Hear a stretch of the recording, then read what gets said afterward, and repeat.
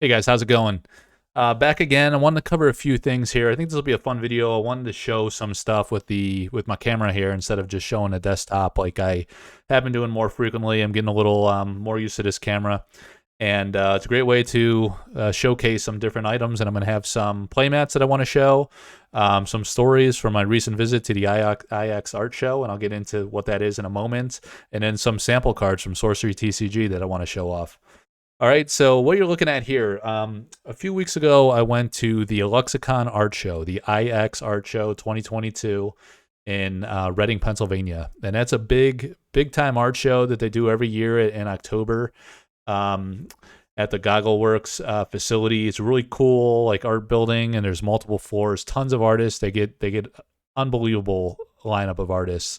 A lot of the Magic the Gathering legends, TSR era people, D&D era, modern artists that are doing work for Magic and other games. It's not just Magic, it's other um, major freelance artists and things, right? And where they come and they showcase their work and they sell original paintings. So during the day, it's all original traditional paintings, and then in the evening, there's a showcase at a local hotel, and they allow some digital there, I think, as well. But it's another big like exhibit hall, and it's just great to meet all the artists. Um, I was able to meet 5 artists that were that have done work for Magic the Gathering, but have also done work for Sorcery, and that's Alan Pollock, Jeff Menges, Drew Tucker, Margaret Organ Keene, and Jeff Easley. So really great, incredible, iconic artists, all in their own rights. It was a real honor meeting them. I got to say, I talked to Margaret for 30, probably it felt like 45 minutes, 30, 45 minutes, quite a while. Probably spent a couple hours with Drew Tucker, all in all. Got to meet Jeff Menges. I mean, those guys are amazing. Drew and Jeff especially, they were super gracious, seemed genuinely eager and enthusiastic to meet me, which was extremely flattering because I would have never dreamed in my life that I would ever meet those guys. It's the advances of social media that really made that possible. 30 years ago, I was playing with their early Magic era cards. And I was younger, I didn't have the same kind of appreciation for art, but, I did love the artwork. But yeah, I didn't know who the artists were, really their backstory, or never dreamed I would have had a opportunity to communicate with them in any way, let alone interview them and then actually meet them in person and have a great experience doing so. So this is a great show, the IX Art Show. I would Google that, go check it out. It's every year. I'm going to try to go every year now. It was such a great positive experience. Without further ado, I want to show a few items that I picked up there, and then, as I say, get into more sorcery type things that I'm going to show you. All right, so I got 2 playmats from Jeff. This is really iconic Swords of Plowshare artwork, just classic. He signed it there for me and dated it. Really treasure this one. This is a great card, great artwork that I've enjoyed for a large part of my life, right? And then we have the Bazaar of Baghdad. So interesting story here. Like sorcery and magic are starting with very similar approaches, right? So in the Alpha Magic set and also in the Alpha Sorcery set, there was no lore concept or singular thematic approach. It was a very diverse, eclectic, wide breadth of stylistic approaches, different artists, different techniques, and it created this great, just kind of like experiential, exploratory atmosphere to the game. And what followed after that is Magic did this Arabian Nights expansion set, and that's where this Bazaar of Baghdad artwork comes from. Sorcery's doing something similar. They've already announced that so they're going to have the alpha Kickstarter release. Then they're going to do the beta release shortly behind that, within a couple months, is what people expect. And then there will be an Arthurian Legends theme set. So very similar. Sorcery's kind of following in the vintage Magic footsteps. Sorcery's all about that throwback homage to the 90s era fantasy artwork. Just fantasy 30 years ago, the early era TCG scene, which really started with Magic, so there's a lot of Magic influence, D&D influence, in the artists selected. Some of these artists that are doing artwork for Sorcery are some of the iconic Alpha artists. Jeff is one of those. And interesting enough, with the Bazaar of Baghdad, there's this artwork in Sorcery called the Drell Dromedary by Kyle Calazans, who does magic altars, So he's familiar with these magic artists as well. And I've been working with him, and we came up with these like crossover hand embellish art print concepts, right? And we crossed over 2 artworks in the game, actually 3 in this case. So we took his Drell Dromedary, which is like a camel just kind of walking through the desert, just a simple camel, aloof, chilling, walking through the desert. Innocent little creature, right? And then we paired it with the Doomsday Device concept, which is this big explosive device in the game that has this huge splash damage effect. And the atmosphere of the Dromedary card reminded me of this scene, Bazaar of Baghdad from the Arabian Nights set. So he recreated this guy from a different vantage point, like walking towards you as the viewer, and he's got this cart, and rather than this stuff he's bringing to the bazaar for sale, he's got these little doomsday devices.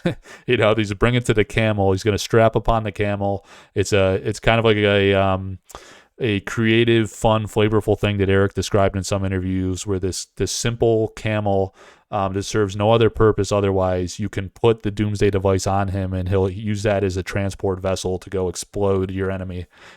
So that's a little cool story there. That'll be coming to auction and be sold through Collector Art House myself. But the work done by Kyle Calazans, great guy. All right, so then I want to get into something a little more sorcery specific. Now, these next playmats I'm going to show, I got 6 of each. I'm going to do some giveaways. I already sent one to one of the Patreons that's been an early supporter. I really want to give back to my Patreons. I really appreciate you guys for the support you do that helps me do this type of content, and all the hours that I invest into the game. It's a commitment because I'm passionate about it and I love it, but you guys help me make that possible and help manage some of the expenses that come along with that that you need to be able to generate those things, and just time's valuable. So I really appreciate that from you guys, and I want to give back in that way. There'll be some giveaways through the Patreon, maybe some of my other media platforms, the YouTube channel, and my Facebook group, which is growing great, over 1,200 members. I'm really proud of that. All right, so before I go to the playmat, I want to remind you guys that about halfway through the Kickstarter, there was the reveal of the license agreement with the legendary Frank Frazetta, or the Frazetta estate. So Mr. Frazetta, of course, has passed away. Rest in peace. But he's the legendary artist that kind of influenced so many fantasy artists to this day and beyond, right? So it's a huge deal that they were able to accomplish that. They're going to have, it looks like, at least 4 of his artworks in the alpha set debut. So 2 of the playmats are with that artwork. So that's really cool and special in this pre-alpha era as we get excited for the release. And they worked with the Frazetta estate, which is run, I believe, by his children and grandchildren. And they got that agreement to include the art, and it's really special and really, really awesome that it'll be in alpha, which is going to be a great debut. All right, so without further ado, let me show you those 2 and talk about how those fit into the game. All right, so the first, now this was revealed as a stretch goal in the Kickstarter, and this is an alternate art for Occult Ritual. So that's a card that I guess original, I'll call it, the one that's the core card in the game, was done by Lindsay Crew-Metz, and it's a beautiful artwork. I did a interview with her, and she had no idea that they were working with Frazetta. I think this came much later than when she painted her commission for the game. So she really had no idea. So she was surprised, just like all of us, when that news broke. I have this documented on my website, the interview I did with Lindsay. Really cool story. She's super flattered that she gets to share an artwork with the legend, and happy for her that she gets to share that joy and excitement. So I love this artwork. I love that pose. It's just super powerful. This is incredible artwork by Frank. One of my favorites from him for sure, and one of my favorites from the game. All right, and then the next one is a super iconic. This is a real special artwork by Frazetta. Everybody knows the Death Dealer. He's done several variants of this. But this is the one that's going to be used in the game. I think when you look at the card in the game, it's a little more narrowly scoped, so this is kind of front and center, the Death Dealer. And this is a super powerful, unique rarity card, so you can only have one in your deck. And the artwork's phenomenal. It's going to be one of the most iconic games in the alpha debut. I'm pretty certain of it. And the unique and foil rarity and in full art on the back, that card's going to be a banger for sure. Super excited for that. So I'm just going to leave this right here in the background. Again, the occult ritual on this one, we're going to do some giveaways with those and reward some supporters and things like that. But what I want to show next, and I'm going to zoom a bit here, other way, and we're going to look at some sorcery sample cards. But one thing before I do that, last thing from the IX Art Show. So I mentioned I talked to Margaret Organ Keene for quite a while. She creates these, she does these paintings, you know, as another way to supplement her income and keep her, you know, art skills sharp and continue the work. These cards, you know, they're not super valuable. They're not attributed. They're not like published or anything, but they're really I just thought they were cool cards, you know, and she graciously signed all of these. I'm giving some of these away, you know, to supporters and things, and including them with for some folks that are spending a lot of money on sample cards and winning these auctions that I'm running as a thank you to them for their trust and loyalty. So you might get surprised with an inclusion of one of these every so often. But I just want to show you a few of these. You know, in Margaret's classic style, she does this beautiful pattern work, and you see this in the game in her artwork. I think Cornerstone is an Atlas card that really has that. There's the Viral Revenant spell card, I believe. And I don't think the Observatory from her has any of that, but you know, this pattern is a real signature of hers. Just a lot of detail, must take a lot of incredible time. I really like this Knights of Hearts. Look how beautiful that is. Just a really great, talented artist. All these were super cool, you know, the detail on this horse and this jester sitting on top of him. Jack of Cubs. You got the Pegasus. Gotta love a Pegasus. You know, Melissa Benson did the Mesa Pegasus for Sorcery and the Plume Pegasus for MTG Alpha. Or did I get those reversed? So both of those, there's a great story. I did a behind the art feature on that card too. You should go check that out by Melissa Benson on my website. And then the Jack of Swords, that's another great one by Margaret. All right, so just a fun little thing there, a little keepsake of this pre-alpha period. Nothing crazy. All right, so let's start with the Fireball. All right, we're getting into the sorcery sample cards now. This card, I'm going to try to get this close to the camera. All right, now I want to be respectful of these. I didn't want to, these hardcover cases are a little dusty, but so don't get the wrong idea and think this is a quality issue. The quality of these sample cards are really phenomenal. So this printer is no joke. I'm really confident in the alpha release. Some people have asked about that because I've seen so many sample cards and I've really got a taste for how these look. I've seen sample cards from the pre-con print run, from the art packs, and from the silver packs. And they all look great, you know, very, very few that I've seen with any kind of surface damage, any kind of edge wear. The centering is usually pretty good, and these are just test prints, you know, so that's not really even the intent. It's really more for the color, you know, for the team to look at the color tones and contrast, how the text box lie with the artwork illustrations, the cornering. I know they've looked at certain options and variations for that. And they just all look great. And this Fireball card is awesome. So I did a video that I just released that talked about the design of the card and how the title, illustration, type line text, and the game mechanic box and the flavor text, where there is some, how tightly cohesive they are and how they tell a story, and you just see the card and you know what it does.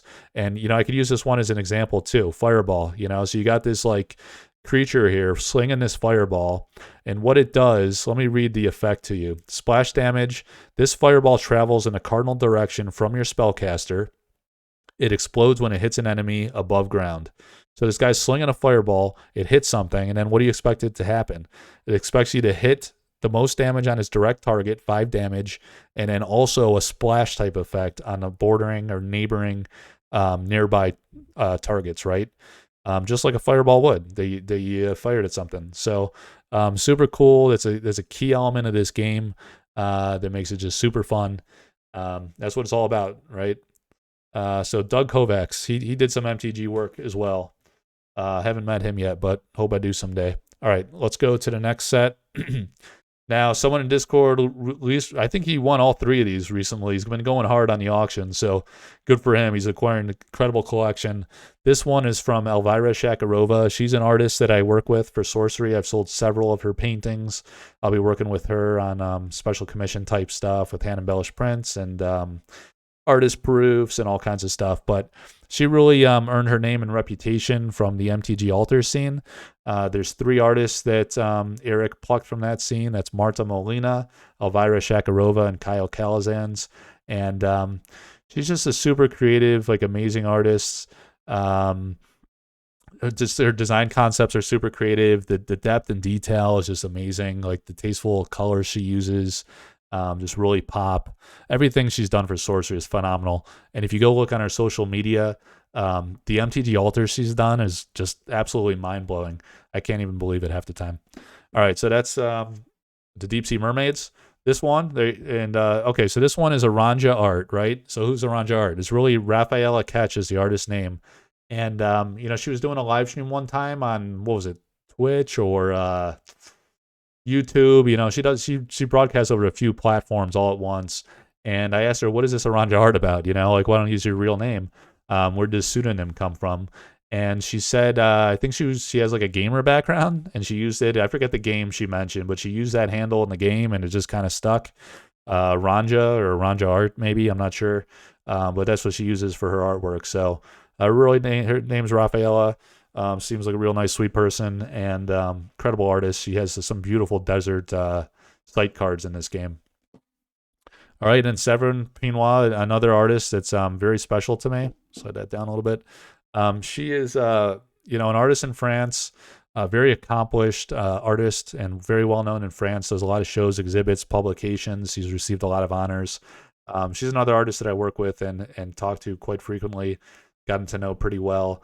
And we've done a lot of projects together, and I'm super honored and flattered to work with her. And this Autumn Unicorn card is just a great representation of the things she can do and the art she has done for this game, which is absolutely beautiful artwork.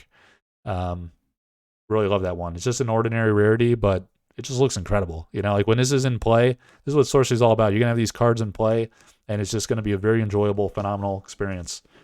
All right, so that's that one. Got another stack here, and this will be the last, and this video is getting a little long. But these live ones are probably fun seeing the cards, right? I know I love it. All right, so Drew Tucker, Cave Trolls, Ordinary Monsters Digging in the Dirt. So this is a fun one. It has a burrowing effect, so that digging effect. Really fun one by Drew. You can't mistake a Drew artwork. He's a Drew Tucker artwork. He's just got that signature style that you recognize every time, and that's a real cool, fun one. All right, another MTG Alpha legend, Melissa Benson, who we all love. All of her pieces are just phenomenal, so vibrant and incredible. The Sacred Scarabs, Lucky Man in Germany won this one from the Collector Tier Pledge. He was given this one. It has another one of those cool splash effects, and there's some symbology here. We talked about it in the Facebook group. You got to join the Facebook group and follow what we're talking about there. Melissa Benson's in the group. I think almost all of the artists are in the group, which is really awesome. Some of them are more active than others. Melissa chimes in every now and then and is happy to answer questions. And we cracked the code on some of the symbology. My guy Vincent in France figured it out, and I think she was impressed that he was able to crack the cipher, and we certainly all were, and it was a really great story, so go check that out there. All right, I talked about Kyle earlier. Kyle Calazans, that's a Quagmire. He's done several landscape arts. That's kind of his specialty. He does a lot of altars with the different lands and Magic, and that's why Eric snagged them, because look how incredibly these look, Eric was in an interview. He's like, people love these altars, right? So why not do full art style cards to try to minimize the text box, really feature the art all the way to the borders? That's something you couldn't do in early days MTG. The printers just couldn't print that kind of quality all the way to the edge. So this is a modern advancement that we're all benefiting from and we're really going to appreciate in this game. So awesome job by Kaio. Oh, I want to hit that one last. All right, let me hide that one. All right, so Lindsay Crumette. I talked about her early. This is her beautiful snow leopard artwork. Lindsay did the ancient dragon as well. That's one of the first cards that really grabbed me in sorcery. You got to go look that up on the Collector Art House website. But the snow leopards is a cool special story. I did a separate video on this, so go check it out. This is from the pre-con deck, so these pre-con decks are extremely rare. There were not a lot of these printed in sample cards, and it's from there because it has the 0 mana cost. We discovered later through pack openings in the silver packs and the art packs that was changed to 1 mana cost. So it was a design development change and a print file change between print runs. So it confirms those were printed at different times. And there's some differences, notable differences that you can pick up between pre-con deck sample cards and pack sample cards. And there you have it, the snow leopard. All right, and then last but not least, the little guy, the foot soldier, right? So there's a story here. And this artwork, before I get to the story, this is done by Andrea Modesti. Camera's having a hard time picking it up, but he's a great artist in Italy, does phenomenal work. And this little token is used as a token that you place on cards, and they sit right on the card there, and they don't obstruct the view, so that's perfect. All right, guys, getting interrupted. Thank you for your time. Like, subscribe, share with your friends. Take care, everybody.